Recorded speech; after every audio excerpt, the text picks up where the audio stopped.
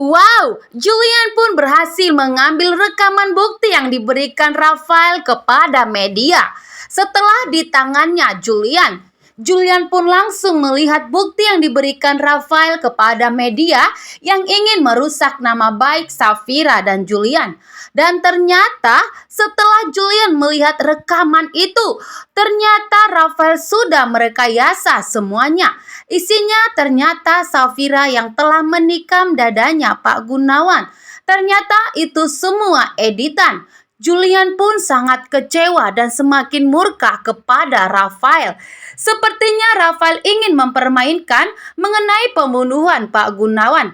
Ini masalah serius, bukan masalah antara Rafael benci kepada Safira dan Dania.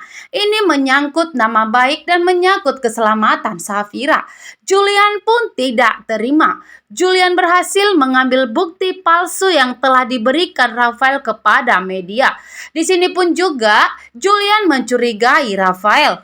Di saat polisi dan Rafael dan Alfa ingin melihat bukti rekaman CCTV, Rafael mengatakan bahwa kamera di perusahaannya itu mati. Dan ternyata Rafael malah bisa mengasihkan bukti mengenai rekaman CCTV kepada media. Kepada media, Rafael bisa memberikan, padahal kepada pihak kantor polisi agar dilacak dan diperiksa siapa sebenarnya pelaku yang telah memberi pisau dan menancapkan di dadanya Pak Gunawan. Di sini Rafael tidak peduli sama sekali mengenai polisi, tidak peduli mengenai siapa yang telah melakukan pembunuhan terhadap Pak Gunawan. Yang jelas bagi Rafael bahwa pelakunya adalah Safira. Tanpa bukti yang kuat, Rafael malah menuduh Safira. Di sini Julian pun mengancam kembali Rafael akan menuntut Rafael karena telah mencemarkan nama baik Safira dan Julian. Dan jika terbukti Julian bisa membebaskan Safira dan mendapatkan bukti yang kuat, maka Julian tidak akan tinggal diam. Julian akan kembali menuntut Rafael atas pencemaran nama baik yang dibuatnya, yang mengatakan jika pembunuhan Pak Gunawan adalah seorang istri pengusaha muda PT Andromeda Gemilang. Julian pun sangat murka kali ini karena Rafael telah mempermainkan semuanya, terutama mempermainkan mengenai pembunuhan Pak Gunawan karena rasa bencinya kepada Safira, sehingga Rafael pun telah memfitnah istrinya, sehingga istrinya saat ini mendekam di kantor polisi dalam keadaan hamil.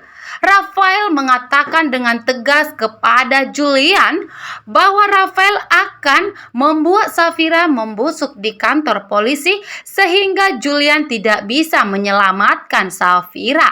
Julian mulai mendapatkan titik terang jalan untuk menyelamatkan Safira setelah bukti rekaman CCTV di tangannya Rafael. Karena di sini Julian dan Alfa akan membawa kepada orang yang pakar yang bisa melihat editan atau palsu yang diberikan Rafael itu.